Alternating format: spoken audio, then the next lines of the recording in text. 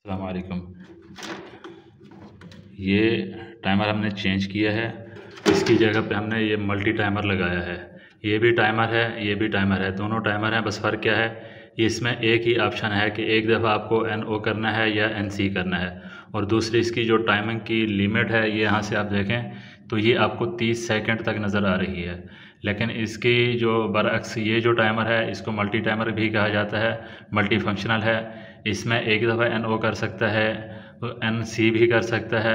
आप चाहें तो इसको रिप्ले पर लगा सकते हैं, मतलब एक दफ़ा NO करेगा, कितनी सेकंड के बाद फिर NC करेगा, फिर NO करेगा, मतलब इसको ऑटो NO NC करवा सकते हैं। इस तरह इसमें 5-6 ऑप्शन है मुख्तलिफ।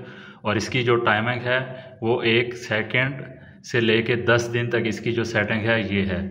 और उसके बाद में ये जो सेंटर वाला ऑप्शन है, मतलब इसको 1 सेकंड पे सेट किया तो इसको कितने %, मतलब 1 सेकंड का 10वां हिस्सा टाइमिंग सेट करना है या 50वां हिस्सा करना है या बिल्कुल 100% 1 सेकंड पे ही करना है। इसी तरह 10 सेकंड है, 1 मिनट है। 1 मिनट के अगर हम इसको 20% पे रखेंगे तो 1 मिनट का 20% बनता है तकरीबन 12 सेकंड तकरीबन बनता है 1 मिनट का जो 20वां हिस्सा है। तो इस तरह मतलब आप इसको अपने ज़रूरत के हिसाब से सेट कर सकते हैं।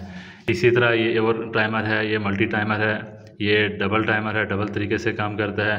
ये छोटा टाइमर है, ये रिले है 220 वोल्ट की, और सेम इसी तरह की यहाँ पे लगी हुई है, ये 12 वोल्ट DC की रिले कहलाती हैं।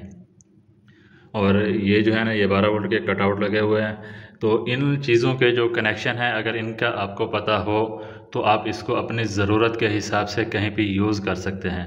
अब ये जो टाइमर हमने लगाया है, इसमें हमारी जो पास ये जो मोटर के जो कॉन्टैक्टर है लगा हुआ, तो हमने इसको डिले पे बंद करवाना है। एक तो टाइमर आता है, इसके ऊपर भी लगाया जाता है ऑन डिले, लेकिन उसकी जगह पे हमने यहाँ पे टाइमर लगाया है।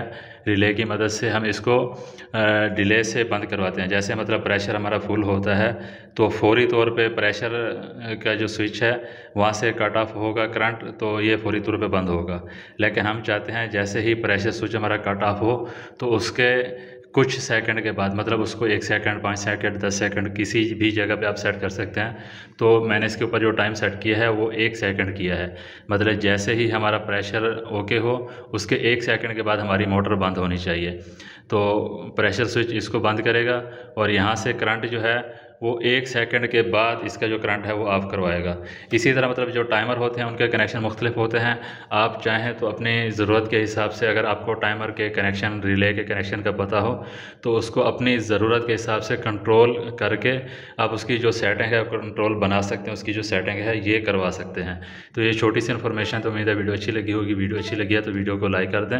मिलते हैं अगली वीडियो में, तब तक के लिए अल्लाह हाफ़िज़।